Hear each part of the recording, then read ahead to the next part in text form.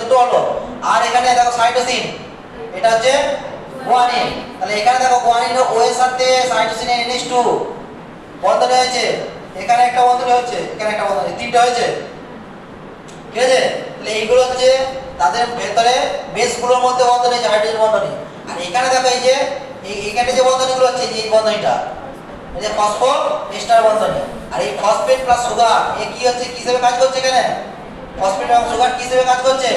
Backbone হিসেবে কাজ করছে। খুব ইম্পর্টেন্ট, ব্যাকবোন হিসেবে কাজ করছে সুগার ফসফেটটা, ব্যাকবোন হিসেবে কাজ করে, মানে মেরুদণ্ড, পুরো স্ট্রাকচারটার মেরুদণ্ডকে সুগার ফসফেটটা, ঠিক আছে। এই হচ্ছে স্ট্রাকচারটা, এইভাবে পরবর্তীতে যুক্ত হচ্ছে।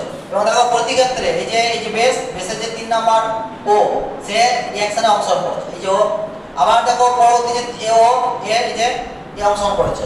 আবার দেখো তার ও 3 নম্বরটা প্রতি ক্ষেত্রে অংশগ্রহণ করছে, 2 নম্বরটা নয় কেন? হ্যাঁ, ও নাই, ওইচ নেই, শুধু এই ফর্মে আছে বলে রিঅ্যাকশন করতে পারছে না।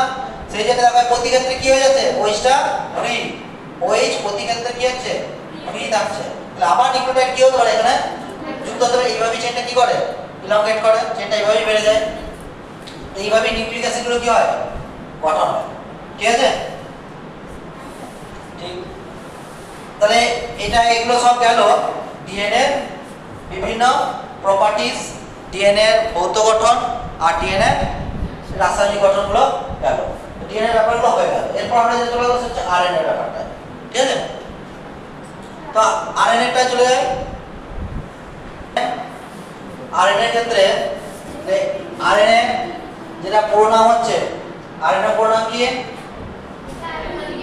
হ্যাঁ, আরএনএ পুরো নাম হচ্ছে রাইবোনিউক্লিক অ্যাসিড।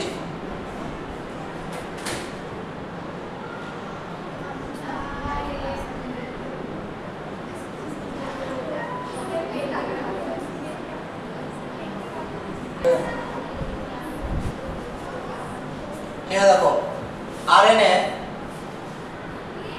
যা পুরো নাম হচ্ছে কি, রাইবোনিউক্লিক অ্যাসিড।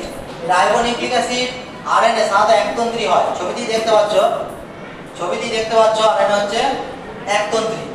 এই যে এটা একটাই তন্ত্রী, বেসগুলো এইভাবে রয়েছে। সেই বেসে কি রয়েছে, সাইটোসিন, গুয়ানিন, অ্যাডেনিন এবং